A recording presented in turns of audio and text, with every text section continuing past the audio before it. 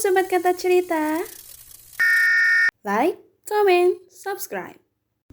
Bab 105, menjadi maid. Seperti yang sudah direncanakan sebelumnya bahwa Ciara akan menyamar dan berpura-pura menjadi maid di mansion Jonathan. Ciara pun datang ke mansion di Jakarta Utara. Gadis itu nampak berdiri di depan gerbang. Matanya memandang jauh mansion di sela-sela gerbang. Lalu dari depan mansion ada seorang bodyguard yang melihat Ciara dari kejauhan. Bodyguard itu berjalan mendekati Ciara. "Cari siapa, Nona?" tanya bodyguard itu. Saya Ciara gugup karena dia akan masuk ke sirkus Jonathan yang berarti dia masuk ke kelompok penjahat. Ciara memejamkan matanya sesaat untuk meyakinkan dirinya bahwa dia akan menyamar menjadi seorang maid dan menghilangkan rasa gugupnya. "Saya mau melamar menjadi maid, Tuan," jawab Ciara sambil menunjukkan selembaran kepada bodyguard itu. Bodyguard itu mengecek selembaran yang diberikan Ciara. "Baiklah, kamu boleh masuk." Bodyguard itu membuka gerbang dan mempersilahkan Ciara untuk masuk. "Ikuti saya," kata bodyguard. Ciara mengikuti bodyguard itu untuk masuk ke dalam mansion. Namun baru saja Ciara masuk ke dalam mansion, ia dibuat kaku mulutnya sampai menganga melihat mansion yang megah dan mewah dengan bergaya klasik Eropa. Ciara mendongak menatap langit-langit yang terdapat tulisan tarantula dan lampu Swarovski chandelier yang menggantung di tengah-tengah lukisan. Sekali lagi pandangannya menghindar memandangi seisi mansion. Dia juga melihat di dinding atas terdapat beberapa lukisan besar yang terpajang. Bodyguard itu menoleh ke belakang. "Nona," panggil bodyguard saat melihat Ciara berhenti di tengah-tengah ruangan. "Ah iya," sahut Ciara dan menyusul bodyguard yang sudah naik tangga. Ciara berjalan di tangga yang panjang mengikuti bodyguard itu, hingga akhirnya bodyguard itu berhenti tepat di depan pintu yang menjulang tinggi. "Tunggu di sini," kata bodyguard dan masuk ke dalam ruangan. "Iya, Tuan." Lalu tidak lama kemudian bodyguard itu keluar lagi. "Silakan masuk, Nona. Tuan Aditama sudah menunggu di dalam." Ciara mengangguk patuh dan mereka masuk ke dalam ruangan untuk menghadap Aditama. "Tuan, ini wanita yang akan menjadi maid-nya, Tuan." Seketika kursi hitam berbahan kulit itu berputar menghadap Ciara dan memperlihatkan Aditama yang duduk dengan penuh wibawa serta menyorotkan mata elangnya ke arah Ciara. Sontak Ciara menunduk takut-takut. "Jadi ini yang namanya Jonathan. Be aja," batin Ciara remeh. "Tapi serem juga sih," lanjutnya. Lalu Aditama mengibaskan telapak tangannya ke arah bodyguard. Seketika bodyguard itu mengerti dan segera keluar dari ruangan. Lalu Aditama berdiri dan mendekati Ciara. Ia memandangi Ciara dari atas sampai bawah. "Siapa namamu?" tanya Aditama. Monica." Ciara hampir saja menyebut namanya. "Monica," ucapnya sambil berjalan mengelilingi Ciara. Lalu dia berhenti tepat di depan Ciara. "Apa kamu tahu kamu akan bekerja sebagai apa di sini?" tanya Aditama menginterogasi. Sebagai maid, Tuan," jawabnya gugup. "Lalu apa kamu tahu tugasmu di sini itu apa?" "Tidak, Tuan. Saya akan memberitahukanmu apa saja tugasmu di sini. Ikuti saya," perintah Aditama. "Baik, Tuan." Aditama keluar dan diikuti oleh Ciara di belakangnya. Lalu keduanya masuk ke ruang VIP dan mendekati sebuah berangkar yang terdapat seorang wanita sedang terbaring koma dengan alat bantu pernafasan yang terpasang lengkap. Mata Ciara membola, bibirnya bergetar melihat siapa yang ada di hadapannya. "Mama," batin Ciara. Ya, Ciara akhirnya bertemu dengan Sheila.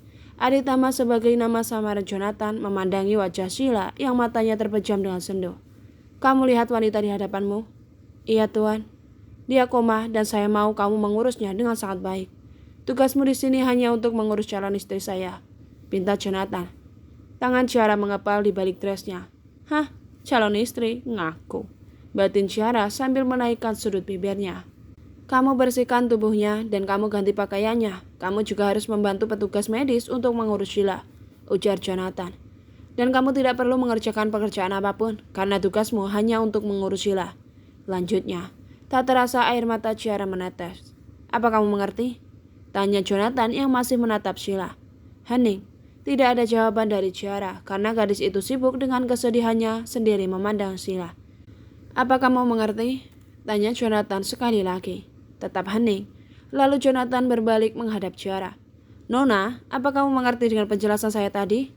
Tersadar dengan ucapan Jonathan, dia pun langsung mengusap air matanya yang sempat menetes di pipinya.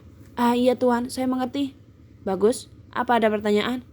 Kapan saya mengerjakan tugas saya? Sore ini, karena dokter akan ke sini nanti sore. Pintanya. Baik Tuan. Lalu Jonathan menghubungi seseorang. Ke ruang VIP sekarang. Pinta Jonathan lewat telepon. Tidak lama kemudian datang dua wanita cantik berpakaian maid dengan gaya rambut top knot. Maid yang pertama, kulitnya putih tinggi dan memiliki ekspresi wajah yang ketus atau judes. Berbeda dengan maid yang kedua, cantik putih, tinggi namun memiliki ekspresi wajah yang tenang dan anggun. Mereka berdua kepala maid di sini. Kamu bisa meminta bantuan kepada mereka untuk mengurus Sheila. Perintah Jonathan. Baik Tuan. Jawab Ciara patuh. Queen, beritahu dia apa saja tugasnya nanti agar dia tidak salah dalam mengurus Sheila. Perintah Jonathan kepada Queen Maid pertama yang terlihat judes. Dan satu lagi, beritahu dia apa saja peraturan yang harus dia patuhi selama bekerja di sini. Perintah Jonathan. Baik Tuan. Ini kamar kamu, kata Queen saat di dalam sebuah kamar. Ciara memandangi sebuah kamar minimalis yang bernuansa full putih dan tertata rapi, dengan tempat tidur minimalis yang berukuran 120 kali 200. Oh ya, kenalin aku Queen dan ini Salsa. Aku Monica, jawab Ciara tersenyum kecut.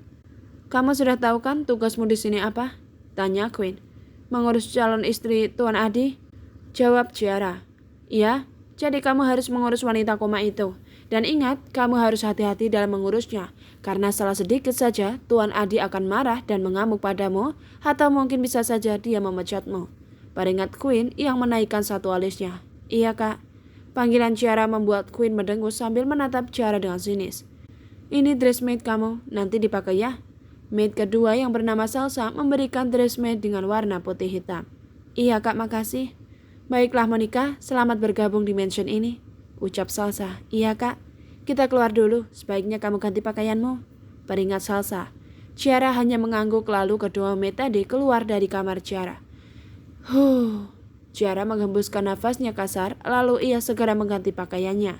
Setelah selesai mengganti pakaiannya, dia berdiri di depan cermin dan melihat penampilannya di pantulan cermin.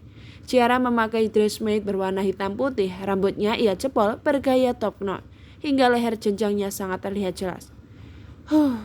Ia menghela nafasnya pelan untuk menetralkan perasaannya. Oke Ciara, sekarang saatnya kamu menjalankan rencana untuk menyamar menjadi maid di sini dan berjuang agar Mama Sheila bisa kembali lagi.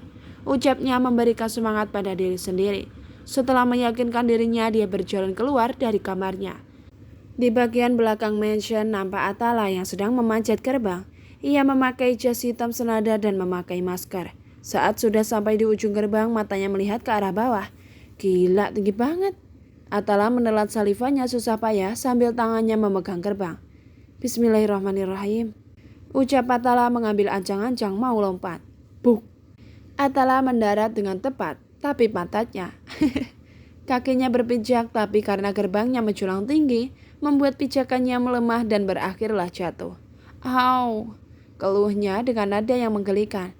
Aduh, pantat gue. Keluhnya lagi sambil memegangi pantat serta pinggangnya.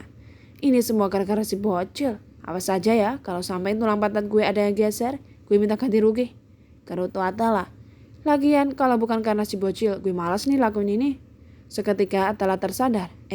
Tapi ini kan gue sendiri yang mau. Karena kasihan juga si bocil. Udahlah. Mendingan gue langsung masuk buat cari si bocil.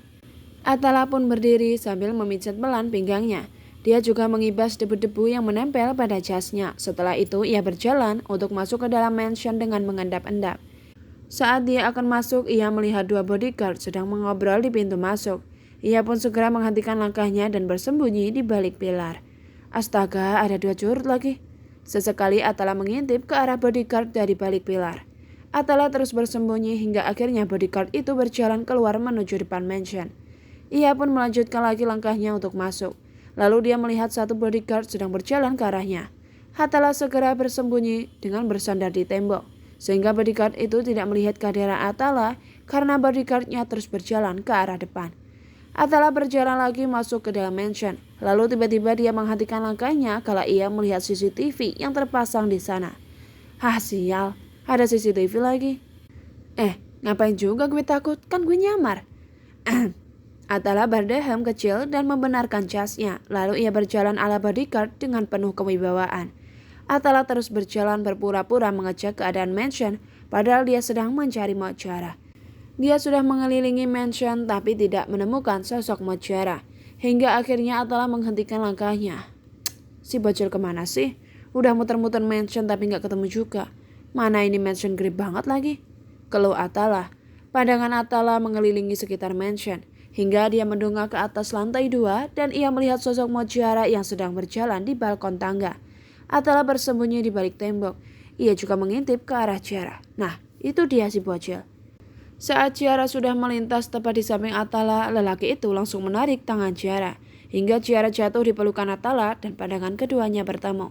Lalu tiba-tiba Ciara berteriak, "Tolong!"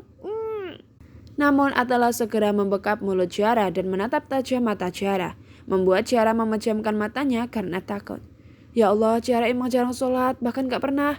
Baru sholat juga di rumah Kak Silva waktu itu. Tapi tolong ya Allah berikan Ciara kesempatan untuk bertobat. Dan jangan mati sekarang ya Allah, tolong. Jari Ciara memohon dalam batinnya. Sementara Atala menautkan kedua alisnya dan menatap wajah Ciara secara intens. "Bocil," panggil Atala pelan.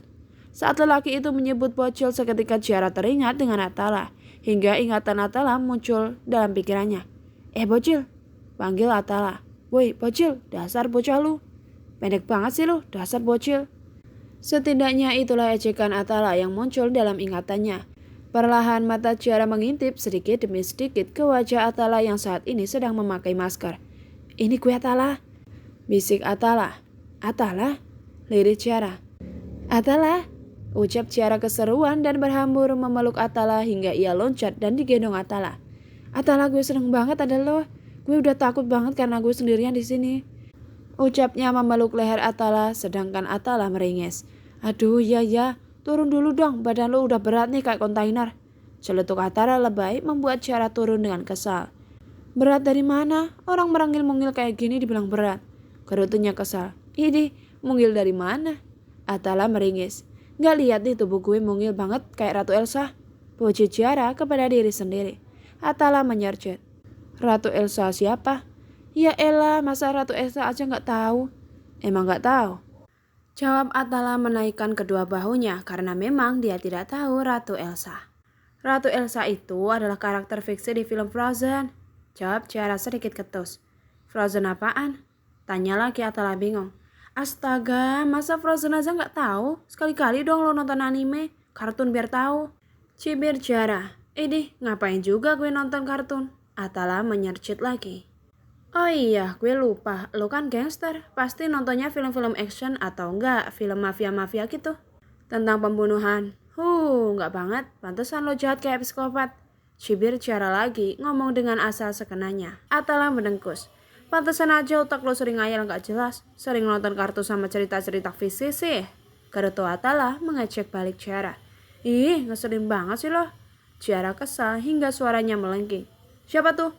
teriak bodyguard yang mendengar suara Ciara.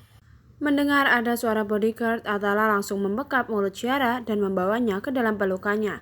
Atala terdiam dan sesekali melihat keadaan sekitar bahwa di sana masih aman, sedangkan Ciara kepalanya mendongak menatap wajah Atala. "Shh," desis Atala agar Ciara tidak berbisik. Dek, dek, dek. Jantung Ciara berpacu lebih cepat. Jantung gue kok deg-degan gini kalau dekat sama Atala. Tapi Atala keren banget ya.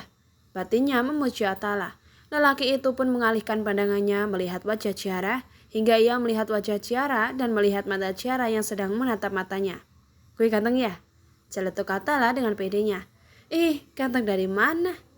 Ciara langsung menepis tangan Atala yang sedang membekap mulutnya. "Alah, bilang aja lo tersepona sama gue kan?" "Terpesona kelas," ralat Ciara. "Sorry, tipu." "Tapi benar kan? Udahlah, bilang aja kalau gue itu emang ganteng," kata Atala. "Cuy," respon Ciara seolah-olah meludah. "Lo?" Emosi Atala tertahan hingga tangannya mengepal ke udara. "Senang apa kalian di sini?" tanya bodyguard yang melihat mereka. "Dek, mampus," batin Ciara. "Oh ini, masa maid baru ini gak bisa ngikat tali pinggang dressnya, terus minta tolong sama saya?" alibi Atala. Sontak Ciara mendelik ke Atala. "Ya kan?" tanya Atala. "Hihihi." Ciara cengengesan ke bodyguard itu. Iya tuan." "Gimana sih kamu? Ngikat tali pinggang aja gak bisa, gimana mau ngurus calon istri Tuan Adi?" cibir bodyguard. Udah sana kembali bekerja. Usir bodyguard ke Ciara. Iya tuan, dan kamu juga kembali patroli keliling mansion. Perintah ke Atala. Baik, Atala mengangguk. Atala dan Ciara berjalan dengan berlawanan arah. Keduanya saling melempar tatapan sinis, tapi sebenarnya bibir Atala tersenyum di balik maskernya. Dasar tiang listrik, masa alasannya kayak gitu? Gue gak bisa ikat tali pinggang. Cih, dikira tangan gue buntung kali. Ciara berjalan sambil mendumel karena ulah Atala. Heh kamu? Panggil Queen menyita perhatian Ciara membuat langkah Ciara terhenti. Iya kak, panggil saya Queen, saya bukan kakakmu. Kata Queen meralat panggilan Ciara. Ah iya Queen. Oh iya, bantuin saya nih bersihin ini. Tunjuknya pada barang-barang antik di sana. Tapi Queen, aku tidak boleh mengerjakan apapun selain mengurus Nyonya Sila, kata Ciara. Kata siapa? Tanya Queen sinis. Kata Tuan Aditama. Udahlah Queen, kata Salsa. Enak banget ya kerjanya. Queen tidak terima dengan tugas yang Ciara terima, sedangkan dia banyak pekerjaan padahal kepala maid. Udah, buruan bantuin saya, paksa Queen. Iya Queen. Ciara hanya menurutinya saja. Setan doang, dia belum tahu aja siapa gue. Batin Ciara menggerutu. Akhirnya dengan terpaksa Ciara membersihkan barang-barang yang terkena debu di sana. Sementara Queen malah duduk santai di sofa sambil kipas-kipas dan memainkan handphonenya, membuat Ciara mendengus kesal dan memandang sinis ke arah Queen. Kamu yang sabar ya, Queen emang gitu orangnya.